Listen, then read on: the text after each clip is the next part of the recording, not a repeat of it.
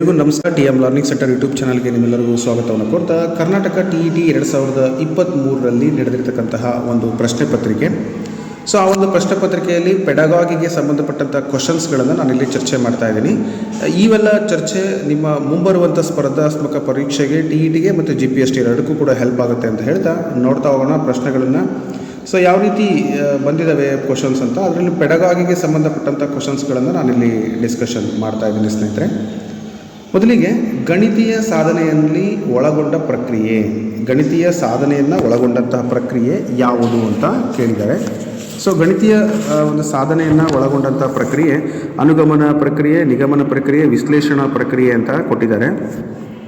The process involved in the mathematical proof ಯಾವುದು? So inductive method, deductive method, analysis ಮತ್ತು ಈ ರೀತಿಯಾಗಿ ನಿಮಗೆ ಆಯ್ಕೆಗಳನ್ನು ಕೊಟ್ಟಿದ್ದಾರೆ. ಸೊ ಇವುಗಳನ್ನು ನೀವು ಯಾವ ರೀತಿ ಬಿಡಿಸಬೇಕು? ಸರಿಯಾದ ಉತ್ತರ ನೋಡ್ತಾ ಹೋಗೋಣ. ನಿಗಮನ ಪದ್ಧತಿ ಅಂದರೆ ಈ ಗಣಿತದ ಒಂದು ಸಾಧನೆಯಲ್ಲಿ ಯಾವ ಪದ್ಧತಿ ಪೂರಕವಾಗಿದೆ ಅಂತ ನೋಡೋದಾದರೆ ಬಹಳ ಮುಖ್ಯವಾಗಿ ನಿಮಗೆ ನಿಗಮನ ಪದ್ಧತಿ. ಸೊ ಹಾಗಾದರೆ ನಿಗಮನ ಪದ್ಧತಿ ಅಂದ್ರೇನು? ಇದೊಂದು ಸಾಂಪ್ರದಾಯಿಕ ವಿಧಾನ ಆಗಿದ್ದು ಇದರಲ್ಲಿ ನಿಯಮಗಳನ್ನು ಮೊದಲೇ ತಿಳಿಸಿ ನಂತರ ಆ ನಿಯಮಗಳ ಮೇಲೆ ಉದಾಹರಣೆಗಳನ್ನು ನೀಡ್ತಾರೆ. ಇಲ್ಲಿ ಸಾಮಾನ್ಯದಿಂದ ನಿರ್ದಿಷ್ಟತೆಯೆಡೆಗೆ ಸಾಕ್ತಕ್ಕಂಥ ಒಂದು ತತ್ವವನ್ನು ನಾವಿಲ್ಲಿ ನೋಡ್ತಾ ಇದ್ದೀವಿ. ಅಂದರೆ ಗಣಿತೀಯ ಸಾಧನೆಯನ್ನು ಒಳಗೊಂಡಂತಹ ಒಂದು ಪ್ರಕ್ರಿಯೆ ಅಂತ ನಾವಿಲ್ಲಿ ಹೇಳ್ಬೋದು. ಸೊ ಇದು ಅಧಿಕೃತ ಕೀ ಉತ್ತರಗಳನ್ನೇ ನಾನು ತಗೊಂಡು ನಿಮಗೆ ಎಕ್ಸ್ಪ್ಲೈನ್ ಮಾಡ್ತಿರ್ತಕ್ಕಂಥದ್ದು. ಸೊ ನಿಮಗೆ ಬೇಕಂದರೆ ಇಲ್ಲಿ ವಿವರಣೆ ಕೂಡ ಇದೆ.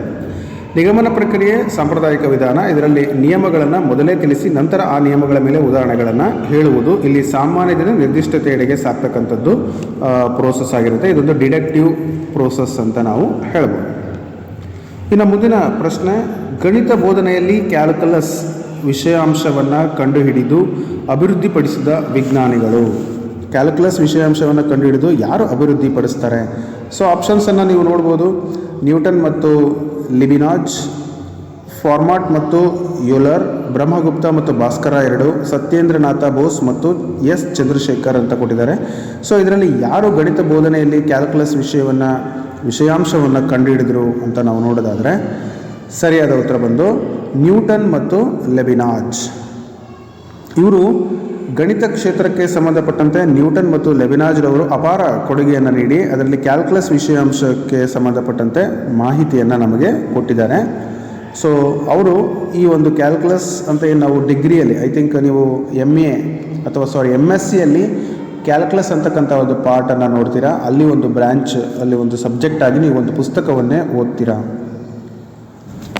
ನೆಕ್ಸ್ಟ್ ಬಂದು ಗಣಿತ ಕಲಿಕೆಗೆ ಸಂಬಂಧಿಸಿದ ಹೇಳಿಕೆಗಳಲ್ಲಿ ಸಮರ್ಪಕವಾದದ್ದನ್ನು ಆಯ್ಕೆ ಮಾಡಿ ಅಂತ ಕೊಟ್ಟಿದ್ದಾರೆ. ಸ್ಟೇಟ್ಮೆಂಟ್ಗಳನ್ನು ನೋಡ್ಬೋದು ಇಲ್ಲಿ, ಅಪ್ರೋಪ್ರಿಯೇಟ್ ಸೆಂಟೆನ್ಸ್ ಯಾವುದು ಅಂತ. ಸೊ 4 ಸ್ಟೇಟ್ಮೆಂಟ್ಗಳನ್ನು ಕೊಟ್ಟಿದ್ದಾರೆ. ಅದರಲ್ಲಿ ಸ್ಟೇಟ್ಮೆಂಟ್ A ಮತ್ತು B ಎರಡನ್ನೂ ಕೂಡ ಇಲ್ಲಿ ನಾವು ನೋಡ್ಬೋದು. ಮೊದಲನೇ ಸ್ಟೇಟ್ಮೆಂಟು, ಸ್ಪಷ್ಟ ಸಂಬಂಧವಿಲ್ಲದ ಫಲಿತಾಂಶಗಳಿಂದ ಫಲಿತಾಂಶ ಪಡೆಯುತ್ತದೆ.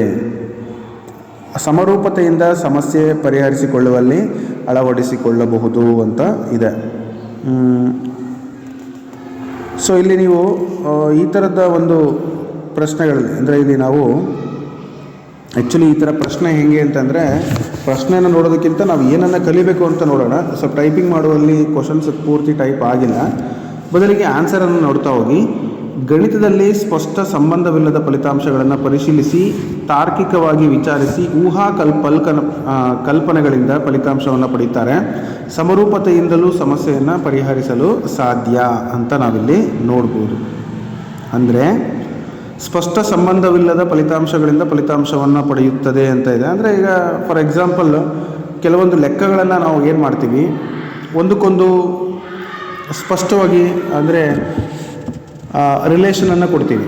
ಅದಕ್ಕೆ ಸಂಬಂಧ ಇದೆ ಅಥವಾ ಇಲ್ಲ ಅನ್ನೋದಕ್ಕಿಂತ ಫೈನಲಿ ನಾವು ಆನ್ಸರನ್ನು ತಗೊಳ್ತೀವಿ. ತಾರ್ಕಿಕವಾಗಿ ಕಲ್ಪನೆಗಳ ಮೂಲಕ ಉತ್ತರವನ್ನು ಕಂಡುಹಿಡಿತೀವಿ. ಅದು ಇದರ ಒಂದು ತಾತ್ಪರ್ಯ ಅಷ್ಟೇ.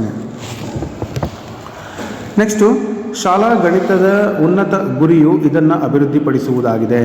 ಏನು ಮ್ಯಾಥಮೆಟಿಕ್ಸ್ನ ಮುಖ್ಯವಾದಂಥ ಒಂದು ಗೋಲ್ ಏನು? ಸಂಖ್ಯಾ ಕ್ರಿಯೆಗಳು, ವಿಸ್ತೀರ್ಣದ ಅಳತೆಗಳು, ದಶಮಾಂಶ ಮತ್ತು ಶೇಕಡಾವಾರು ಲೆಕ್ಕಿಸುವುದು ಮತ್ತು ತಾರ್ಕಿಕ ತೀರ್ಮಾನಗಳನ್ನು ಕಲ್ಪನೆಗಳ ಮೂಲಕ ಮನವರಿಕೆ ಮಾಡುವುದು. ಸೊ ಯಾವುದು? ಸಂಖ್ಯಾ ಕ್ರಿಯೆಗಳನ್ನು ಮಾಡೋದಷ್ಟೇನ ಗುರಿ? ವಿಸ್ತೀರ್ಣ ಕಂಡುಹಿಡಿಯೋದ? ಅಥವಾ ದಶಮಾಂಶ ಮತ್ತು ಶೇಕಡಾವಾರು ಲೆಕ್ಕಗಳನ್ನು ಮಾಡೋದಾ, ಅಥವಾ ತಾರ್ಕಿಕ ತೀರ್ಮಾನಗಳನ್ನು ಮತ್ತು ಊಹಾ ಕಲ್ಪನೆಗಳನ್ನು ಮೂಲಕ ಮನವರಿಕೆಯನ್ನು ಮಾಡಿಸುವುದು. ಸೊ ಯಾವುದು ಸರಿಯಾದ ಉತ್ತರ? ಎಸ್, ಆಪ್ಷನ್ 4 ಏನಿದೆ ಆ ಒಂದು ಆನ್ಸರ್ ಬಂದು ಸರಿಯಾದ ಉತ್ತರ ಆಗುತ್ತೆ. ಅಂದರೆ ತಾರ್ಕಿಕ ತೀರ್ಮಾನಗಳನ್ನು ಊಹಾ ಕಲ್ಪನೆಗಳ ಮೂಲಕ ಮನವರಿಕೆ ಮಾಡಿಸುವುದು ಇದು ಪ್ರಮುಖವಾದಂತಹ ಒಂದು ಗುರಿಯಾಗಿದೆ. ಅಂದರೆ ಲಾಜಿಕಲ್ ಏನು ಥಿಂಕ್ ಮಾಡ್ತಾರೆ, ಮಕ್ಕಳಿಗೆ ಅರ್ಥವಾಗುವ ರೀತಿಯಲ್ಲಿ ಸಿದ್ಧಾಂತಗಳನ್ನು ಮಾಡಿ ಕಲಿಸ್ತಕ್ಕಂಥದ್ದೇ ಈ ಒಂದು ಗಣಿತದ ಮುಖ್ಯ ಗುರಿ ಅಂತ ನಾವು ಹೇಳ್ಬೋದು.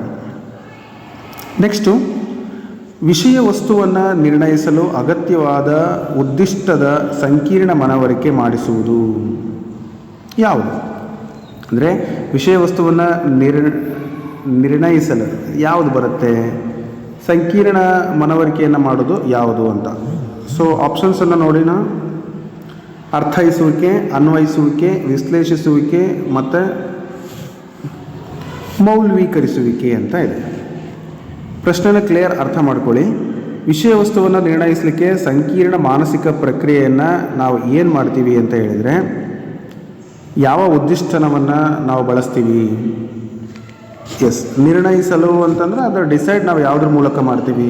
ವಿಷಯ ವಸ್ತುವನ್ನು ನಿರ್ಧರಿಸಲು ಅಗತ್ಯವಾದ ಉದ್ದಿಷ್ಟಕ್ಕೆ ಸಂಕೀರ್ಣ ಮನವರಿಕೆ ಮಾಡ್ತಕ್ಕಂಥದ್ದು ಅರ್ಥೈಸುವಿಕೆ, ಅನ್ವಯಿಸುವಿಕೆ, ವಿಶ್ಲೇಷಿಸುವಿಕೆ, ಮೌಲ್ವೀಕರಿಸುವಿಕೆ ಅಂತ ಇದೆ. ಸೊ ಇದು ಮೌಲ್ವೀಕರಿಸುವಿಕೆ. ಅಂದರೆ ನಾವು ಇವ್ಯಾಲ್ಯುವೇಟ್ ಮಾಡ್ಕೊಳ್ತೀವಿ, ಅದರ ಬೆಲೆಯನ್ನು ಕಂಡುಹಿಡಿತೀವಿ. ಅಂದರೆ ಫಾರ್ ಎಕ್ಸಾಂಪಲ್ ಲಾಸ್ಟಿಗೆ ವಿಷಯ ವಸ್ತು ನಮಗೆ ಕ್ಲಿಯರ್ ಅರ್ಥ ಆಗಿದೆ ಇಲ್ಲ ಅನ್ನೋದನ್ನು ನಾವಲ್ಲಿ ಫೈಂಡ್ ಔಟ್ ಮಾಡ್ತೀವಿ. ಸೊ ಆ ಒಂದು ಆಬ್ಜೆಕ್ಟನ್ನು ನಾವಿಲ್ಲಿ ಸೆಲೆಕ್ಷನ್ ಮಾಡ್ತೇವೆ. ವಿಷಯ ವಸ್ತುವನ್ನು ನಿರ್ಣಯಿಸಲಿಕ್ಕೆ ಸಂಕೀರ್ಣ ಮಾನಸಿಕ ಪ್ರಕ್ರಿಯೆ ಅಂತ ಹೇಳಿದ್ರೆ ಮೌಲ್ಯಮಾಪನ, ಎವ್ಯಾಲ್ಯೂಯೇಷನ್ ಅಂತ ನಾವು ಹೇಳ್ಬೋದು. ನೆಕ್ಸ್ಟ್ ಮುಂದಿನ ಪ್ರಶ್ನೆ, ಗಣಿತ ಪಠ್ಯಕ್ರಮದಲ್ಲಿ ಅಳವಡಿಕೆಯಾಗದ ಘಟಕ. So the component that is not included in the mathematical curriculum ಯಾವುದು? ವಿಷಯಾಂಶ, ಬೋಧನಾ ಕ್ರಮ, ಮೌಲ್ಯಮಾಪನ, ಭಾಷಾ ಬೆಳವಣಿಗೆ. ಸೊ ಇಲ್ಲಿ ಗಣಿತ ಪಠ್ಯಕ್ರಮದಲ್ಲಿ ವಿಷಯಾಂಶ ಬೇಕು, ಬೋಧನಾ ಕ್ರಮ ಬೇಕು, ಮೌಲ್ಯಮಾಪನ ಕೂಡ ಬೇಕು. ಆದರೆ ಈ ಭಾಷಾ ಬೆಳವಣಿಗೆ ಅಂತಕ್ಕಂಥದ್ದು ಆ ಪಠ್ಯಕ್ರಮದಲ್ಲಿ ಇರೋದಿಲ್ಲ. ಅಂದರೆ ಗಣಿತ ಪಠ್ಯಕ್ರಮದಲ್ಲಿ ವಿಷಯಾಂಶ, ಬೋಧನಾ ಕ್ರಮ, ಮೌಲ್ಯಮಾಪನ ಅಗತ್ಯ, ಭಾಷಾ ಬೆಳವಣಿಗೆ ಅಳವಡಿಕೆಯಾಗದಂತಹ ಒಂದು ಘಟಕ ಅಂತ ನಾವು ಹೇಳ್ಬೋದು. ಇನ್ನು ಮುಂದಿನ ಪ್ರಶ್ನೆ, ಗಣಿತ ಬೋಧನೆಯಲ್ಲಿ ಒಮ್ಮೆ ಪ್ರಸ್ತುತಿ ಮಾಡಿರ್ತಕ್ಕಂಥ ವಿಷಯವನ್ನು ಅದೇ ತರಗತಿಯಲ್ಲಿ ಪೂರ್ಣವಾಗಿ ಬೋಧಿಸಿ ಪೂರ್ಣಗೊಳಿಸಬೇಕು ಎಂದು ಸಂಘಟಿಸುವ ವಿಧಾನ ಯಾವುದು? ಸೊ ಅಂದರೆ ಒಮ್ಮೆ ಪ್ರಸ್ತುತಪಡಿಸಿರ್ತಕ್ಕಂಥ ವಿಷಯವನ್ನು ಅದೇ ತರಗತಿಯಲ್ಲಿ ಪೂರ್ಣವಾಗಿ ಬೋಧಿಸಿ ಪೂರ್ಣಗೊಳಿಸಬೇಕು ಎಂದು ಸಂಘಟಿಸುವ ವಿಧಾನ ಯಾವುದು?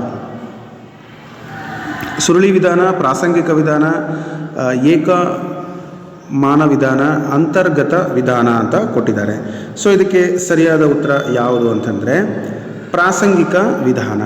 ಸೊ ಕರೆಕ್ಟ್ ಆನ್ಸರ್ ಬಂದು ಪ್ರಾಸಂಗಿಕ ವಿಧಾನ. ಸೊ ಈ ಒಂದು ವಿಧಾನದಲ್ಲಿ ಶಿಕ್ಷಕನು ಒಂದು ವಿಷಯವನ್ನು ತೆಗೆದುಕೊಂಡು ಅದನ್ನು ಪೂರ್ಣವಾಗಿ ಒಂದೇ ತರಗತಿಯಲ್ಲಿ ಬೋಧನೆ ಮಾಡಿದರೆ ವಿದ್ಯಾರ್ಥಿಗಳಿಗೆ ಸಂಪೂರ್ಣವಾಗಿ ಅರ್ಥ ಆಗುತ್ತೆ ಅಂತ. ಕನ್ನಡದಲ್ಲಿ ಹೇಳೋದಾದರೆ ಎಸ್, ಮುಂದಿನ ಪ್ರಶ್ನೆಯನ್ನು ನೋಡ್ತಾ ಹೋಗೋಣ. ಒಂದು ತ್ರಿಭುಜದ ಒಳಕೋನಗಳ ಮೊತ್ತ 180 ಡಿಗ್ರಿ ಇರುತ್ತದೆ ಎಂಬ ಹೇಳಿಕೆಯನ್ನು ಹಲವು ತ್ರಿಭುಜಗಳ ಮೂಲಕ ಸಾಧಿಸಲಿಕ್ಕೆ ಉಪಯೋಗಿಸುವಂಥ ವಿಧಾನ ಯಾವುದು? ಸೊ ಅನುಗಮನ, ನಿಗಮನ, ವಿಶ್ಲೇಷಣೆ ಮತ್ತು ಸಂಶ್ಲೇಷಣೆ ಅಂತ ಕೊಟ್ಟಿದ್ದಾರೆ. ನಾನಿಲ್ಲಿ ನಿಮಗೆ ಕಳೆದ ತರಗತಿಗಳಲ್ಲಿ ಇದರ ಬಗ್ಗೆ ತಿಳಿಸ್ಕೊಟ್ಟಿದ್ದೆ, ಅನುಗಮನ ಪದ್ಧತಿ.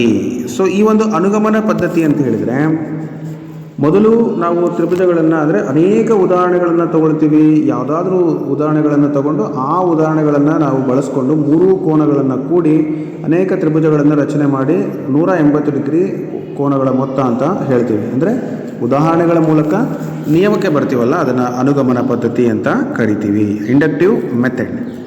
ಸೊ ಅನುಗಮನ ಪದ್ಧತಿ ಅಂದರೆ ನಿರ್ದಿಷ್ಟ ನಿದರ್ಶನಗಳಿಂದ ಆರಂಭಿಸಿ ಸಾಮಾನ್ಯ ನಿಯಮಕ್ಕೆ ಸಾಗುವುದು ಅಂತ ಅರ್ಥ. ಈ ಥರದ ಪ್ರಶ್ನೆಗಳನ್ನು ನಾವು ಆ ಒಂದು ಪರೀಕ್ಷೆ 2023 ಪತ್ರಿಕೆ 2ರಲ್ಲಿ ಕರ್ನಾಟಕ TET ಎಕ್ಸಾಮಲ್ಲಿ ನೋಡಿದ್ವಿ.